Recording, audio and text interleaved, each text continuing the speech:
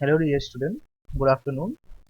So in metrology we were discussing about measurement of effective diameter. Effective diameter का measurement हम लोग जो है प्रीवियस लेक्चर्स में देख रहे थे, जिसमें हमने वन वायर और टू वायर मेथड को पिछले लेक्चर में डिस्कस किया हुआ था। उसके अलावा इफेक्टिव डायमीटर मेजरमेंट का एक और मेथड है जिसको हम बोलते हैं थ्री वायर मेथड।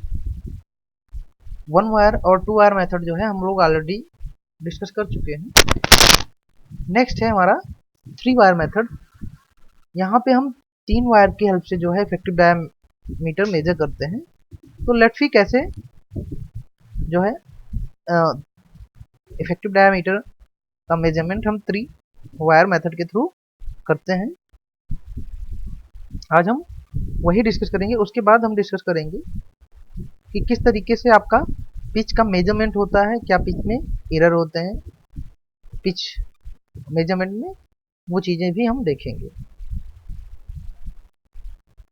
तो सबसे पहले आइए देखते हैं थ्री वायर मेथड को, जिसमें हम इफेक्टिव डायमीटर का मेजरमेंट करते हैं। तो यहाँ पे क्या होता है, जैसे कि अगर हम बात करें तो टू वायर मेथड में हम दो वायर लेते थे सेम साइज के, और उसको क्या करते थे, जैसे कि ये आपका रखा हुआ है, ठीक है, जस्ट अपोजिट साइड में आपके जो थ्रेड्स होती थी उनके बीच में इसको हम प्लेस कर देते थे। तो इसी तरीके से अगर हम बात करें थ्री वायर मेथड की, तो यहाँ पे हम दो की जगह तीन वायर्स का इस्तेमाल करते हैं और क्या करते हैं कि जो आपका यहाँ पे जो हम एम मेजर करते थे, दैट इज अगर आप देखेंगे टू वायर मेथड में जो, तो सबसे पहले जो हम टू वायर मेथड में ये जो एम लेंथ मेजर करते थे, थ्री वायर मेथड में ही भी क्या करेंगे, हम एम लेंथ को ही मेजर करेंगे। ठीक है, अब देखिए इसमें क्या करते हैं, एक वायर को एक साइड रखते हैं और जो आपकी थ्रेड्स होती है जस्ट उस वायर सिंगल वायर के अपोजिट में हम दो वायर्स कॉन्जिक्यूटिव थ्रेड्स के बीच में रखते हैं, प्लेस करते हैं। उसके बाद जो एडजेसेंट मतलब थ्रेड्स में के फ्लैंक्स में हम क्या करते हैं, उनको प्लेस करते हैं अदर साइड में, जहाँ पे हमने पहला वायर प्लेस किया है उसके अदर साइड में, अपोजिट साइड में एडजेसेंट फ्लैंक्स में दो वायर्स को और प्लेस करते हैं। उसके बाद हम स्क्रू को या तो आप क्या नाम है मैनुअली हाथ से ही, या फिर जो है वायर्स को स्क्रू में मैनुअली भी आप प्लेस कर सकते हैं, या फिर किसी भी स्टैंड या अटैचमेंट के थ्रू जो है आप उसको स्क्रू में होल्ड करके रखते हैं, एक फिक्स पोजीशन में प्लेस करते हैं। उसके बाद से हम मेजरमेंट को परफॉर्म करते हैं। क्योंकि अब यहाँ पे हम दो वायर की जगह तीन वायर का इस्तेमाल कर रहे हैं, इसलिए जो आपका माइक्रोमीटर होता है उसको हम मोर मतलब कि ज़्यादा एक्यूरेटली प्लेस करके और एम का जो वैल्यू है वो मेजर कर सकते हैं, यानी कि डिस्टेंस ओवर वायर, वायर के ऊपर की जो डिस्टेंस है उसे मेजर कर पाएंगे। अब आइए देखते हैं किस तरीके से यहाँ पे थ्री वायर मेथड में हम मेजर करते। देखिए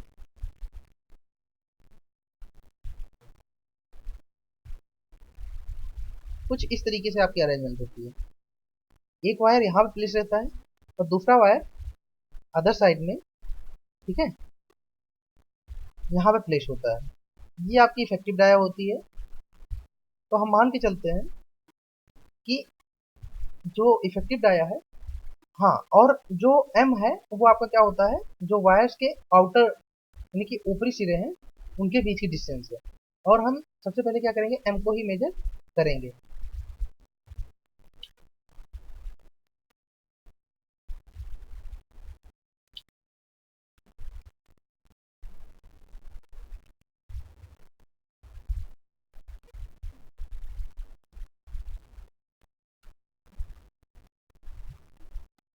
देखिए, अब अगर हम मान के चलेंगे कि हमारे पास कोई थ्रेड है, ठीक है, इसके फ्लैंक्स को पहले बनाते हैं। मान लीजिए हमारे पास कोई भी थ्रेड है जिसका फ्लैंक कुछ इस प्रकार से है।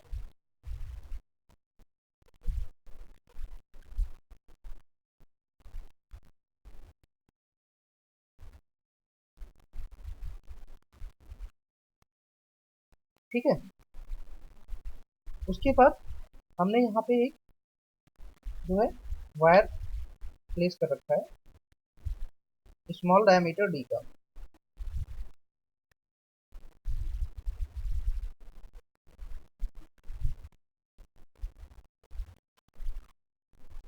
ये वायर है। अब बात करेंगे, अब देखिए, ये तो थ्रेड का ऊपरी पोर्शन हो गया, ठीक है। इसी तरीके से ये नीचे भी ऐसे बनी होगी, ठीक है। और बीच में क्या होगा, वो सिलेंडर होगा जिसपे थ्रेड बनी होगी, ठीक है, जिसपे ये कटी होगी। तो हम ये मान के चलते हैं कि सेंटर से जो डिस्टेंस है, यानी कि इफेक्टिव डायमीटर की, तो जहां पे टच कर रहा होगा यही डिस्टेंस आपकी होगी। ये हम मान के चलते हैं कि ये डिस्टेंस आपकी डी है, ठीक है। सेंट्रल लाइन से ये डिस्टेंस आपकी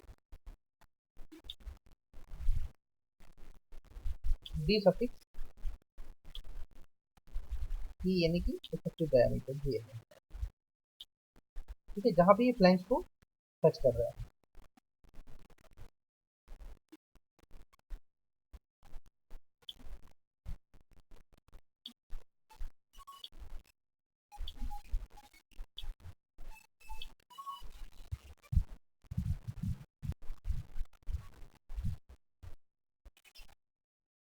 तो ये हमारा हो गया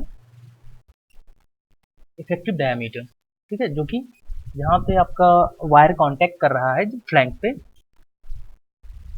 उससे ये जो सेंट्रल एक्सिस है यहाँ के बीच की डिस्टेंस को हम लेके चलते हैं, ठीक है।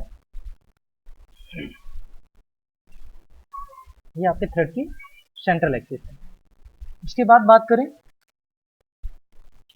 तो नेक्स्ट है आपका, कह लीजिए आपका जो वायर है उसका सेंटर, ठीक है, वहां से जिस पॉइंट पे टच कर रहा है उसकी डिस्टेंस पे अगर परपेंडिकुलर डालें तो ये क्या हो जाएगा आपका डायामीटर। मान लीजिए सेंटर आपका O है और ये पॉइंट आपका B है, ठीक है। उसके अलावा सेंटर से और फ्लैंक के जहां पे दोनों फ्लैंक मिलते हैं उस पॉइंट से पास होता हुआ एक लाइन हमने ड्रॉ करी, ठीक है। अब आपको पता है ये एंगल क्या है, अल्फा बाई 2 है, जैसा कि हम पहले भी जब हमने 2 वायर मेथड डिस्कस किया था वहां पे डिस्कस किया था। ये क्या है, अल्फा बाई 2, ये एंगल आपको दिया हुआ है, ठीक है। ये पॉइंट यानी कि जो पिच है उसका सेंटर जो परपेंडिकुलर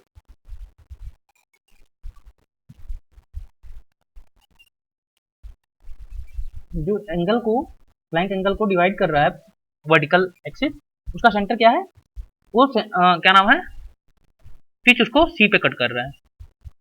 आई होप इतना आपको समझ में आया। उसके बाद बात करेंगे एच की। तो ये जो दोनों वायर हैं उनके सेंटर के बीच की दूरी हम क्या मान के चल रहे हैं, एच। मान लीजिए एक यहाँ पे लगा होगा, ठीक है, इस फ्लैंक में नीचे की साइड, तो उनके सेंटर्स के बीच की दूरी क्या है, एच हम मान के चल रहे हैं, ठीक है।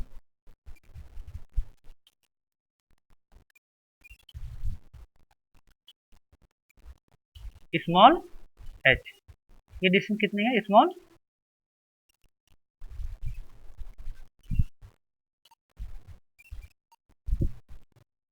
एच। उसके बाद एम क्या है, वायर्स के बाहरी, यानी कि बाहरी क्षेत्र, बाहरी जो आपका डायमीटर होता है, ऊपरी सिरा, उसके बीच की डिस्टेंस जो है हमारी, वो कैपिटल एम, जो कि हमने पहले भी देखा था। ठीक है, ये हमारा क्या है, कैपिटल एम। चलिए,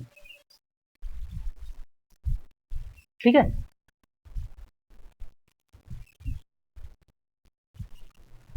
इसके अलावा अगर बात करें तो डेप्थ ऑफ थ्रेड, ये कितना हम मान के चल रहे हैं, कैपिटल एच।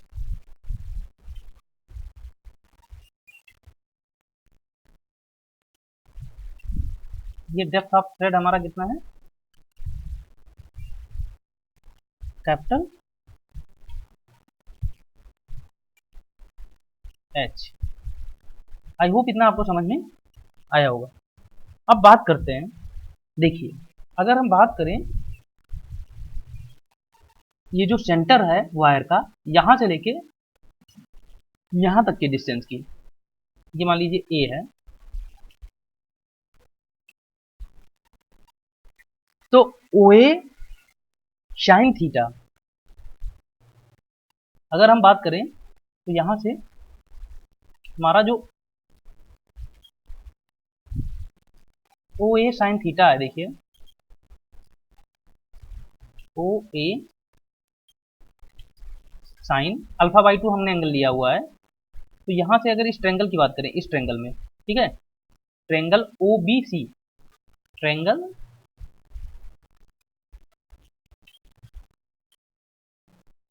ओ बी सी की, तो यहां से O A sine alpha by 2, ये हमारा क्या हो जाएगा,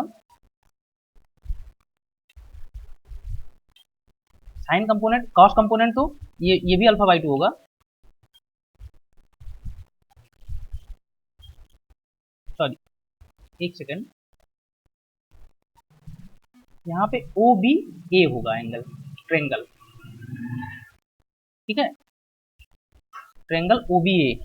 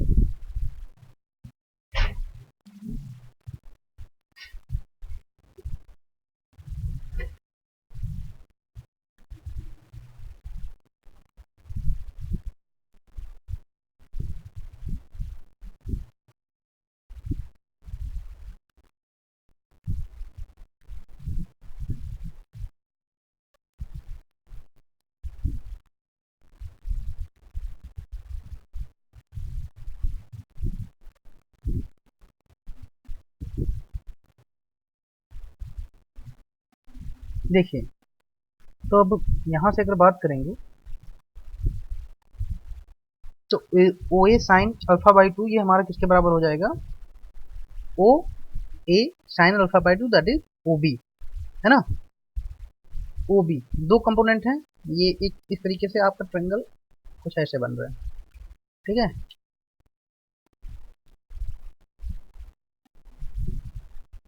ये है परपेंडिकुलर,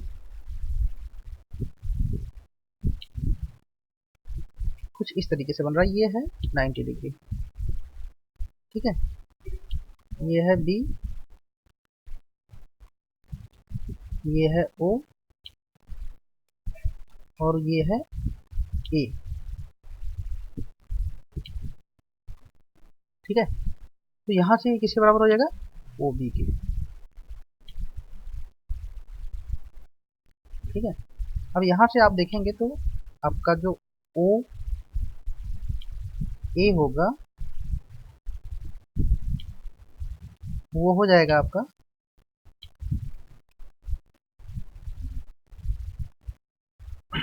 ओ बी।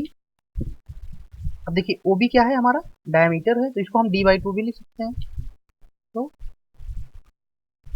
d/2 यानी कि diameter of wire cosec 1/sin क्या हो जाएगा, कॉसेक अल्फा/2।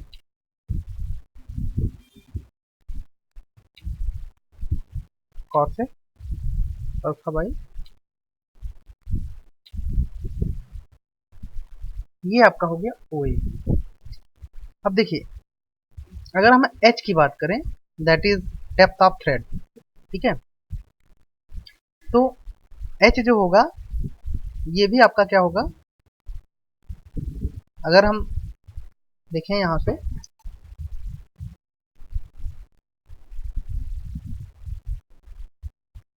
देखिए सेम चीज अगर आप यहां से यहां तक देखेंगे, ये हाइट आपकी एच है, ये एंगल अल्फा/2 है, और यहां से और यहां तक अगर आप देखेंगे थ्रेड पे, है ना, सबसे ऊपरी पोजीशन पे, तो ये आपका क्या होगा, आपका होगा p/, ये टोटल होगा पिच, इसका हाफ क्या होगा p/2। तो अगर इस ट्रायंगल में देखिए यहाँ पे इस ट्रायंगल में, ठीक है, चलिए अलग से बना देते हैं। इस ट्रायंगल में आप देखिए तो कुछ इस तरीके से ये आपको p/2 हो जाएगा, हाफ टोटल पिच का हाफ p/2, ये अल्फा/2,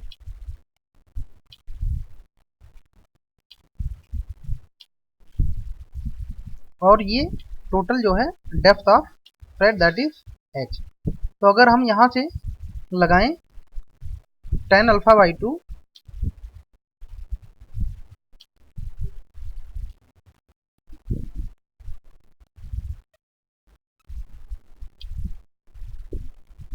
तो tan थीटा बराबर क्या होता है, लंब बटे आधार, ठीक है। लंब आपका हो जाएगा p/2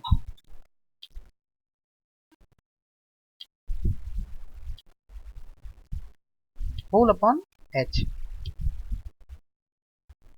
तो यहां से अगर आप h निकालेंगे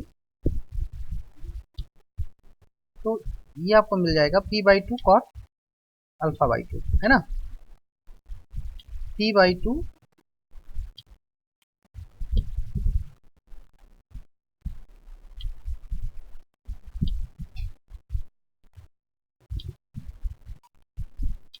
cot अल्फा/2।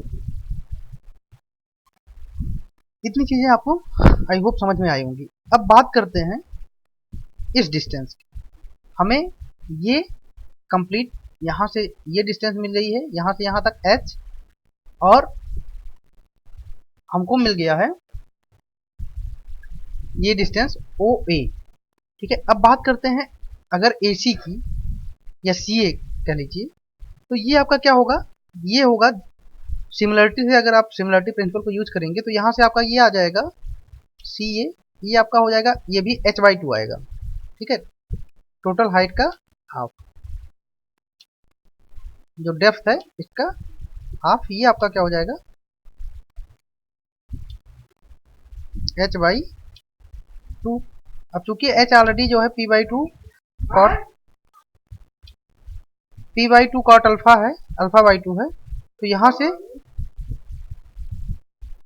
जो है आपका हो जाएगा p/2/2 यानी कि p/4 cot अल्फा/2।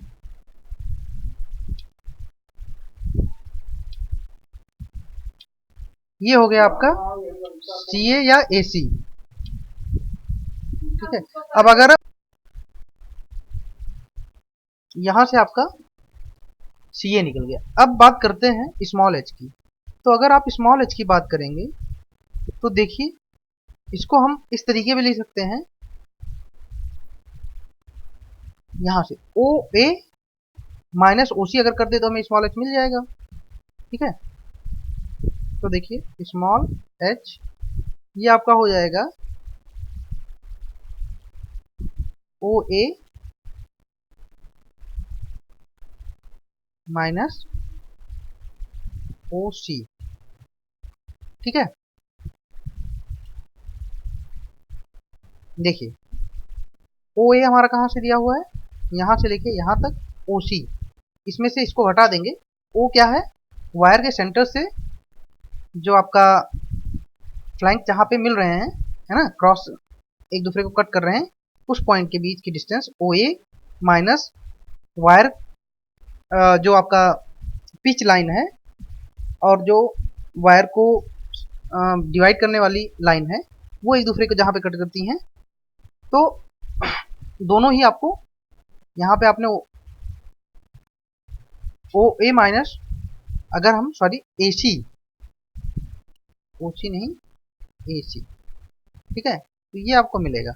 अब आपने यहाँ पे सी ए भी निकाला हुआ है, इसको मान लीजिए इक्वेशन सेकेंड, और आपने ओ ए भी निकाला हुआ है, ये यहाँ पे इक्वेशन फर्स्ट। इन दोनों की वैल्यू आप यहाँ पे पुट कर दीजिए। तो पुट करने पे आपको जो ये मिलेगा स्मॉल एच, ठीक है, ये आपको क्या मिल जाएगा,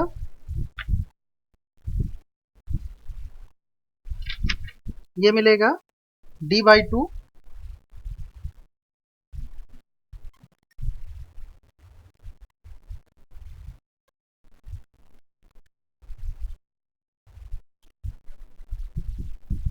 cosec alpha by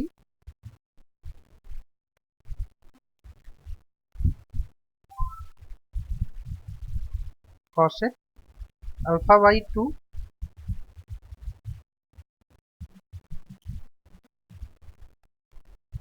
minus p/4 cot alpha by 2।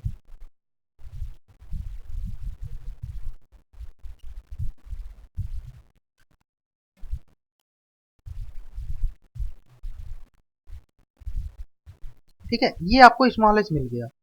अब हमें पता क्या करना है, हमें एम पता करना है। अगर हमें एम पता चल जाएगा तो हम आसानी से जो है रिलेशन डी का, यानी कि आप कह लीजिए जो आपका इफेक्टिव डायमीटर निकाल सकते हैं। अब देखिए, अगर हम बात करें तो एम हमारा क्या है, वायर्स के ऊपरी एंड्स की बीच की डिस्टेंस है ना। एम हमारा क्या है, तार या जो बेलन है उनके ऊपरी सिरों की डिस्टेंस। तो ये आपके सेंटर से ना होके यहाँ से है, ठीक है, यहाँ मान लीजिए दूसरा एंड का था, तो दोनों के बीच की डिस्टेंस। अब अगर देखा जाए तो एम बराबर क्या हो जाएगा आपका, ये आपका हो जाएगा डी, है ना, जो इफेक्टिव डायमीटर है। देखिए डी भी क्या होगा, ये भी सेंट्रल एक्सिस से ना होके, क्योंकि हम डायमीटर ले रहे हैं, अगर आर ही लेते तो ये होता, तो ये भी क्या होगा, दोनों सिरों के बीच में होगा, ठीक है, जहां पे मेटिक पॉइंट है। डी प्लस स्मॉल एच, अच्छा स्मॉल एच क्या है, दोनों साइड होगा, ठीक है, मेटिंग पॉइंट के इधर भी होगा और उधर भी होगा। तो डी प्लस क्या हो जाएगा, 2 स्मॉल एच प्लस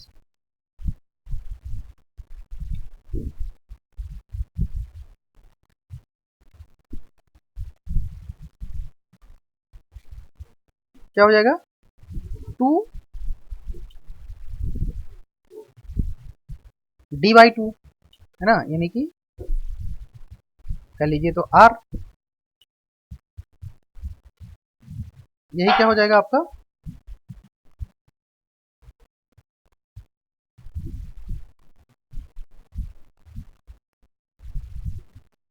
अब यहां से देखिए ये 2 कट जाएगा, यानी कि स्मॉल डी बचेगा,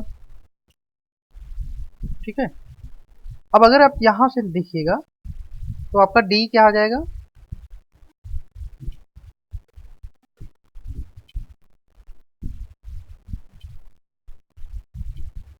डी आएगा कैपिटल M माइनस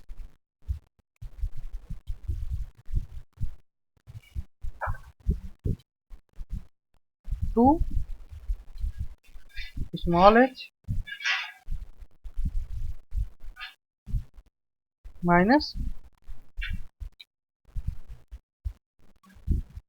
d। ठीक है। अब आपको बात करें तो जो स्मॉल h है वो आपने निकाल ही लिया है यहाँ से, इसकी वैल्यू रख दीजिए। वायर्स के बीच की डिस्टेंस जो है सिरों के, वो आप मेजर कर ही सकते हैं माइक्रोमीटर से, है ना। तो क्या हो जाएगा, यानी कि m की वैल्यू आप माइक्रोमीटर से मेजर कर ही सकते हैं। m minus 2 into D by 2 cosec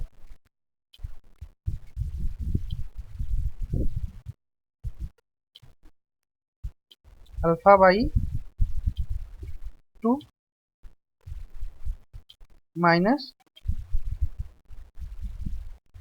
T sorry 2 into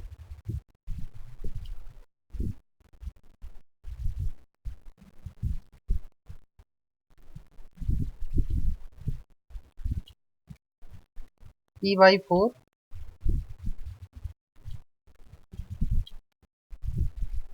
cot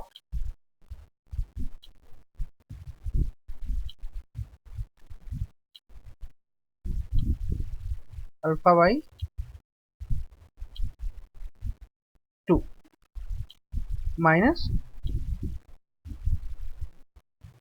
D, है ना। अब यहाँ से देखिए 2 कैंसिल हो जाएगा, यहाँ से भी 2 बाई ये 2 बचेगा। तो कुल मिला के अगर बात करें तो फिर यहाँ से हम इसको सिंप्लीफाई कर लेंगे।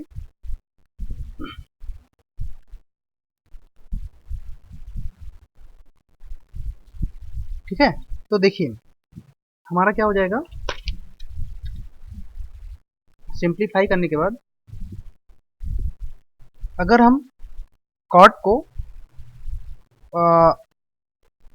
कॉट थीटा को लिख सकते हैं कॉस बाई साइन, है ना।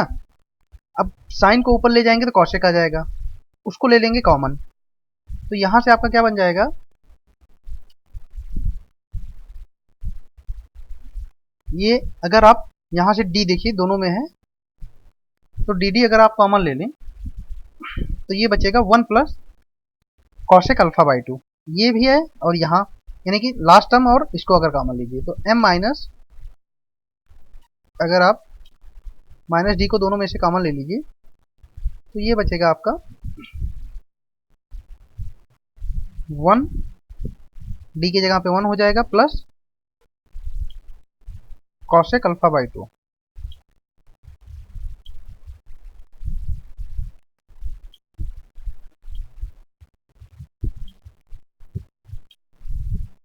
ठीक है, फिर बात करेंगे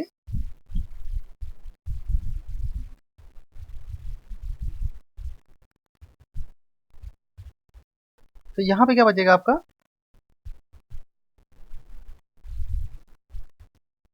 प्लस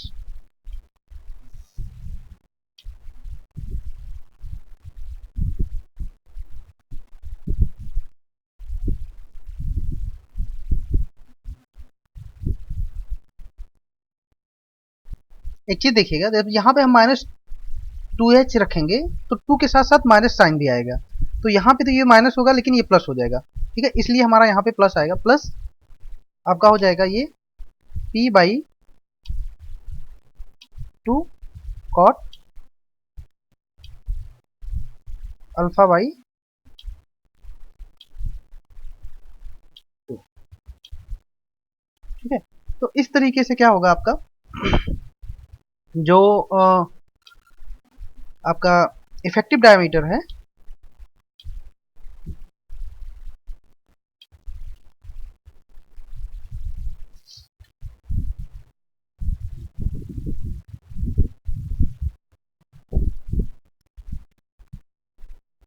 वो आप इस तरीके से मेजर कर सकते हैं। मतलब कि आपको m की वैल्यू पता रहेगी, ठीक है, और आपको पिच के मेजरमेंट के साथ साथ आप ये इफेक्टिव डायमीटर इस तरीके से निकाल सकते हैं।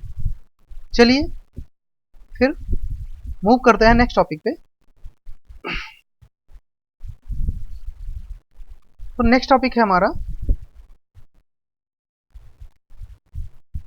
ये अब मैंने आपको बता ही दिया था कि किस तरीके से हम बेस्ट साइज ऑफ वायर निकालते हैं।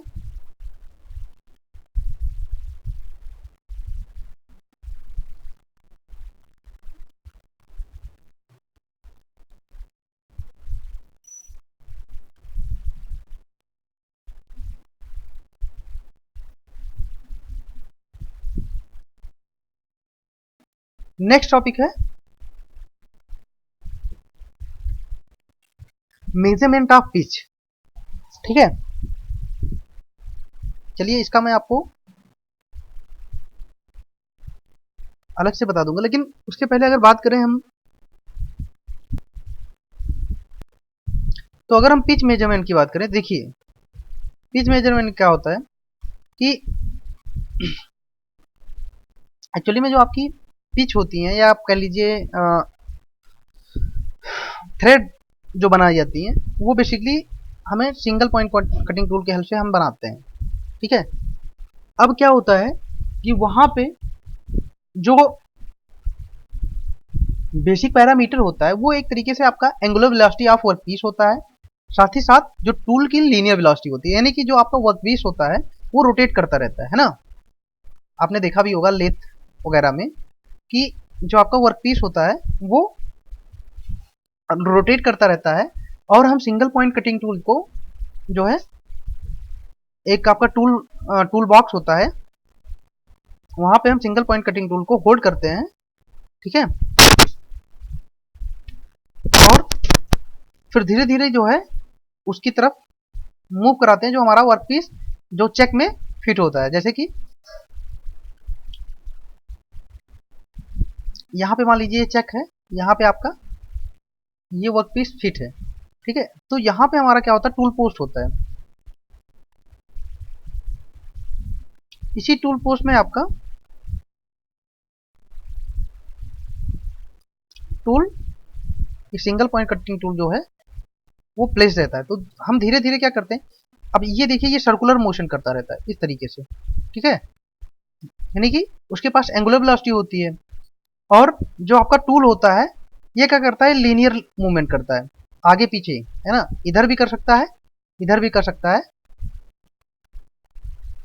अब क्या करते हैं कि जैसे ही हम, जो आपका टूल होता है और जो आपका वर्क पीस होता है, अगर वर्क पीस की जो एंगुलर वेलोसिटी होती है और टूल की लीनियर वेलोसिटी होती है, ये क्या होते हैं, इनके बेसिक पैरामीटर होते हैं। अब अगर हम बात करें, जो टूल आपका होता है वो अगर आपके पिच के बराबर मूवमेंट करता है थ्रेड कटिंग में, ठीक है, पिच के बराबर एक रोटेशन में अगर वो पिच के बराबर मूवमेंट करता है, जब आपकी वर्क पीस एक रोटेशन कर जाए, ऐसे में क्या होता है कि पिच में जो होता है एरर आने के ज़्यादा चांसेस होते हैं। मतलब कि अगर कंडीशंस जो है ये दोनों कंडीशन नहीं सेटिस्फाई हैं, मतलब कि ये इनकी जो वेलोसिटी है एंगुलर वेलोसिटी और लीनियर वेलोसिटी अगर ये जो है मेंटेन नहीं रहती हैं, तो उस कंडीशन में क्या होता है कि हमारा जो एरर होता है वो जनरेट हो जाता है। अब ये क्या होते हैं, अगर हम बात करें एरर की, तो एरर दो टाइप के, तीन टाइप के बेसिकली हो सकते हैं। एक आपका होता है पहला प्रोग्रेसिव एरर, पहला आपका होता है प्रोग्रेसिव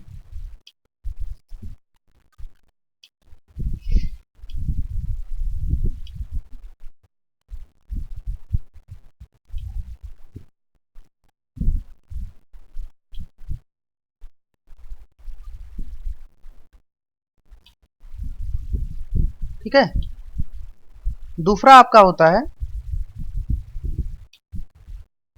पीरियोडिक,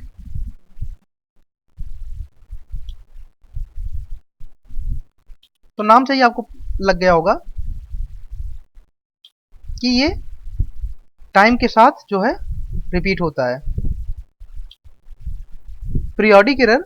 और तीसरा आपका होता है ड्रंकन एरर, है ना।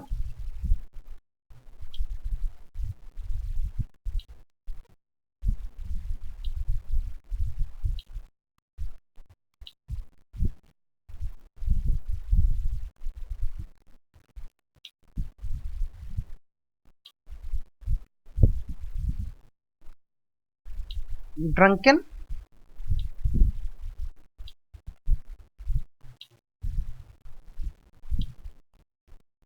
ठीक है। तो अब बात करते हैं पहला प्रोग्रेसिव एरर की।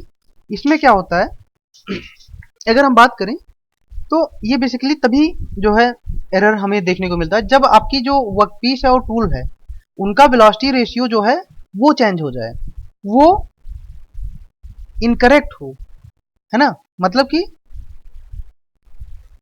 इनडायरेक्टली क्या हो, जो उनका रेशियो है वो मेंटेन ना हो लेकिन कांस्टेंट रह दे। जैसे कि अगर हम बात करें, मान लीजिए ये इधर आप नंबर ऑफ थ्रेड हैं, यानी कि थ्रेड की संख्या है जैसे जैसे आप आगे बढ़ेंगे, ठीक है। मान लीजिए आप थ्रेड कटिंग कर रहे हैं, तो इधर आप अगर नंबर ऑफ थ्रेड को प्लॉट करें और इस साइड आप क्यूमुलेटिव को अगर सी लिख दें, क्यूमुलेटिव पिच एरर, यानी कि पिच जो है उसमें टोटल जो एरर आ रहे हैं सारे एरर को अगर कंसीडर किया जाए तो अगर प्रोग्रेसिव की बात करेंगे तो ये लीनियर होगा। मतलब जैसे जैसे आप नंबर ऑफ थ्रेड बढ़ती जाएगी उस तरीके से जो टोटल पिच में जो एरर आएंगे क्यूमुलेटिव एरर वो बढ़ते जाएंगे। वही चीज है कि अगर आपका जो वेलोसिटी रेशियो है वर्कपीस और टूल का वो इनकरेक्ट हो तो ऐसे केस में आपका जो एरर होगा वो क्या होगा, प्रोग्रेसिव एरर होगा। अब अगर इसकी बात करें तो ये बेसिकली जो है लीड स्क्रू, जो मशीन में लीड स्क्रू आपके लेथ वगैरह में लगा रहता है उसके वजह से जो ये एरर जनरेट होते हैं, प्रोग्रेसिव एरर, ठीक है।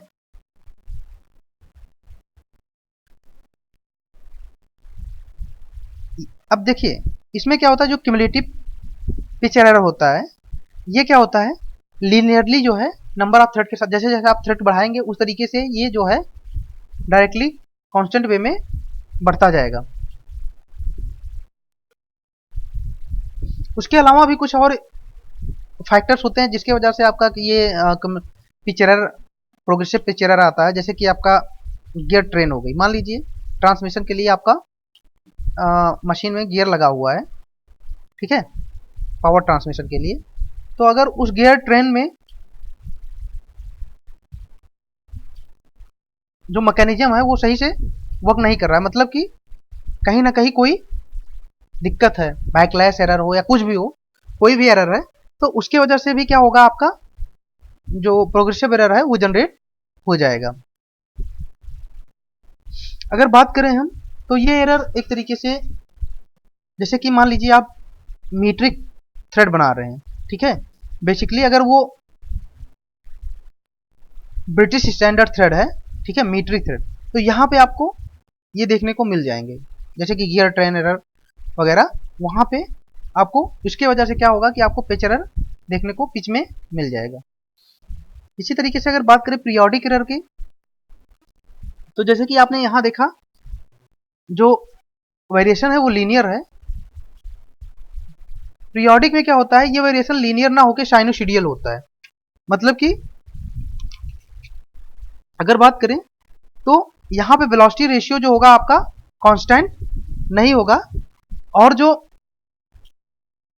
एरर होगा वो नंबर ऑफ पिच के साथ जो है बढ़ता जाएगा, साइनोसॉइडल यानी कि साइन वेव के फॉर्म में। एक टाइम पे क्या होगा कि ज्यादा होगा, एक टाइम पे मिनिमम हो जाएगा, यानी कि कुछ नंबर ऑफ पिच पे आपका ये मिनिमम हो जाएगा, कुछ पे क्या हो जाएगा। अब जैसे यहाँ अगर बात करें, ये देखिए यहाँ पे आपका एरर मिनिमम होगा, यहाँ नंबर ऑफ पिच पे आपका एरर मैक्सिमम हो जाएगा। मतलब कि यहाँ पे आपका जो वेलोसिटी रेशियो होता है वो कांस्टेंट नहीं होता है, angular velocity of tool and linear velocity of angular velocity of work piece and linear velocity of tool. इसकी वजह से क्या होता है कि जो आपका एक्सियल मूवमेंट होता है लीड का, लीड स्क्रू का, ठीक है, वो बेसिकली कटने या फटने की वजह से जो है, जो आपकी थ्रस्ट बेयरिंग होती है उससे क्या होता है, ये एरर जनरेट हो जाता है। मतलब कि आपके पास अगर बेयरिंग लगी हुई है, ठीक है, थ्रस्ट बेयरिंग है, वो कट गई या बेयरिंग कट गई, उसकी वजह से क्या होगा कि आपका लीड स्क्रू जो होगा उसका एक्सियल मूवमेंट डिस्टर्ब होगा। उसकी वजह से आपका इस तरीके का जो पीरियोडिक पिच एरर है वो जनरेट होगा। साथ ही साथ अगर बात करें तो गियर ट्रेन्स वगैरह में एरर की वजह से भी जो है ये आपका जनरेट होता है। ये अगर बात करें इस एरर के, तो जो ये एरर होता है पीरियोडिक एरर, ये आपका साइनोसॉइडल होता है। साइनोसॉइडल मतलब कि नंबर ऑफ थ्रेड्स के साथ जो है ये वैरी करता रहता है। कभी ये आपका मैक्सिमम हो जाएगा जो पिच एरर होगा, और कभी आपका क्या हो जाएगा, नंबर ऑफ थ्रेड के साथ ये मिनिमम हो जाएगा। ठीक है, मतलब कि ये जो इसके काज होते हैं वो at a certain time, at a certain period के बाद जो है काफी ज्यादा एरर क्रिएट करने लगते हैं। फिर उसके बाद रिमूव हो जाता है वो कॉज, उसके बाद फिर रेंडमली जो है फिर ज्यादा एरर क्रिएट करने लगता है। तो इस तरीके से अगर बात करेंगे तो हमारा प्रोग्रेसिव और पीरियोडिक एरर जो है पिच मेजरमेंट में आता है। उसके बाद अगर ड्रंकन एरर की बात करें तो जिस तरीके से ड्रंकन एरर में क्या होता है कि जैसे जो आपकी थ्रेड है, तो थ्रेड की जो हेलिक्स है वो डिस्टर्ब हो जाती है। वो डिस्टर्ब होने का मतलब कि जो हेलिक्स है वो स्ट्रेट लाइन ना होके कर्वेचर फॉर्म में हो जाती है, जिससे कि आपको वैसे तो कोई बहुत ज़्यादा इफेक्ट नहीं पड़ता है, बट अगर कोई देखेगा तो देख के पता चल जाता है कि जो आपका हेलिक्स है वो चेंज है। थोड़ा सा आपका ये कह लीजिए माइनर जो है वो आपको इफेक्ट नजर आएगा। ठीक है, अगर बात करेंगे जब हम थ्रेड के पैरेलल एक्सिस में पिच को मेजर करेंगे तो वो हमें जो है ऐसे केस में सही मिलती है। और सेम जो है अगर हम